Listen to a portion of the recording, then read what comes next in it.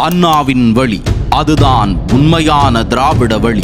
சமூக நீதி, சமத்துவம், சுயமரியாதை என்கிற 3 உன்னத தத்துவங்களை உள்வாங்கிய ஒரு கொள்கையே அண்ணாவழி திராவிடம். அப்பெருங்கொள்கையினை தாரக மந்திரமாக தமிழ்நாட்டின் இறையாண்மையாக கொண்ட பேரறிஞர் அண்ணாவின் உண்மையான வாரிசு அஇஅதிமுக.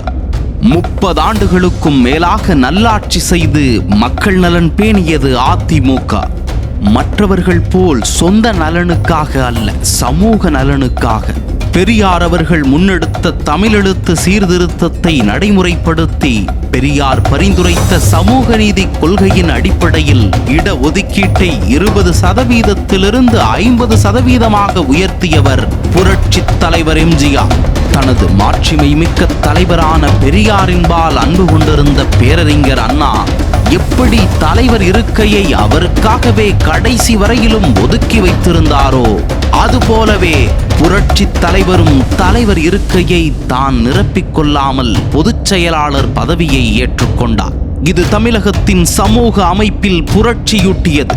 கிராம நிர்வாக அலுவலர் நியமனம் செய்ததன் மூலம் சாதிய பாகுபாடுகளை கிராமங்கள் வரை களைந்த ஒரு வரலாற்று முன்னோடி திட்டம்.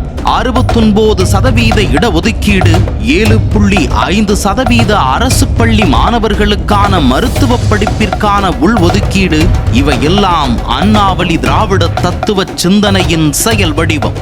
ஆனால் இன்று திராவிடம் என்கிற உயரிய கருத்தியலை தங்கள் சொந்த குடும்ப நலனை பாதுகாக்கும் கவசமாக மாற்றிவிட்டது திமுக. அதிமுக செய்த சமூக புரட்சிகளை பற்றிய ஆய்வுகள், திமுக தோல்விகளை வெளிச்சம் போடும் கட்டுரைகள் உங்களின் பார்வைக்காக. அண்ணாவின் வழியில் நடக்கும் திராவிடத்தை உயிர் மூச்சு என்று சுவாசிக்கும் மக்கள் இன்னும் இருக்கிறார்கள். அவர்களுக்கான இயக்கம்தான் அனைத்திந்திய அண்ணா திராவிட முன்னேற்றக் கழகம். இந்த கழகம்தான் உண்மையான திராவிடத்தின் மாசற்ற வாரிசு. உண்மையை படியுங்கள், திராவிடத்தின் உண்மை பாதையை உணருங்கள்.